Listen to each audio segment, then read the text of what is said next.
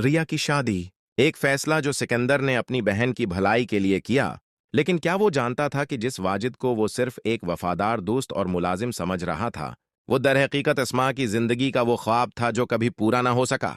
नहीं, सिकंदर के लिए ये महज एक रस्म थी, मगर इस्मा के लिए ये उसके दिल पर लगने वाला वो घाव था जो कभी भर ना सका था।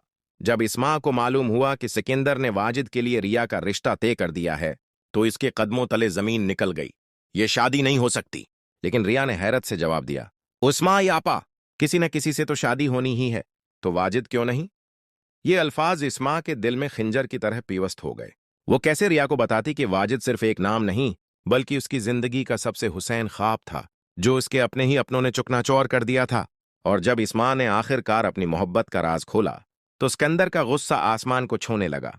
तुम वाजिद से मोहब्बत करती हो? ये क्या बकवास है अस्मा? तुम्हें कोई शर्म नहीं आती?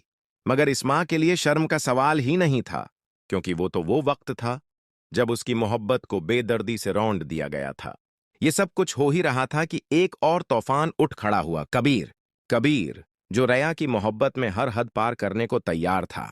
जब उसे पता चला कि रिया की शादी वाजिद से हो रही है, तो इसकी आंखों में जुनून उतर आया।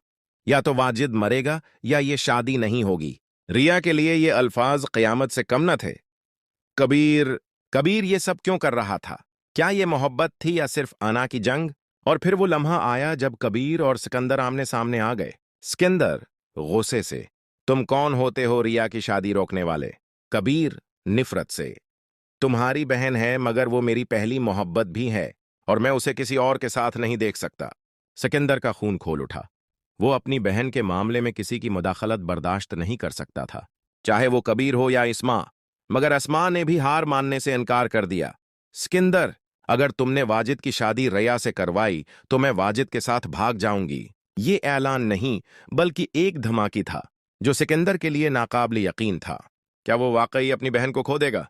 क्या इस्मा अपनी मोहब्बत को बचाने के लिए सब कुछ दांव पर लगा देगी? अब सवाल ये है, क्या सिकंदर इस्मा की मोहब्बत को तस्लीम करेगा? क्या कबीर वाकई वाजिद की जान लेने पर तुल जाएगा? रिया, क्या वो कबीर के जुनून के आगे झुक जाएगी या खुद अपने लिए फैसला करेगी? जवाब जानने के लिए तबुस्सरे में अपनी पेशगोइयां करें और अगली किस्त के लिए तैयार रहें, क्योंकि मन मस्त मिलन की कहानी अब सिर्फ एक रोमानवी दास्तान नहीं, बल्कि एक जंग बन चुकी है।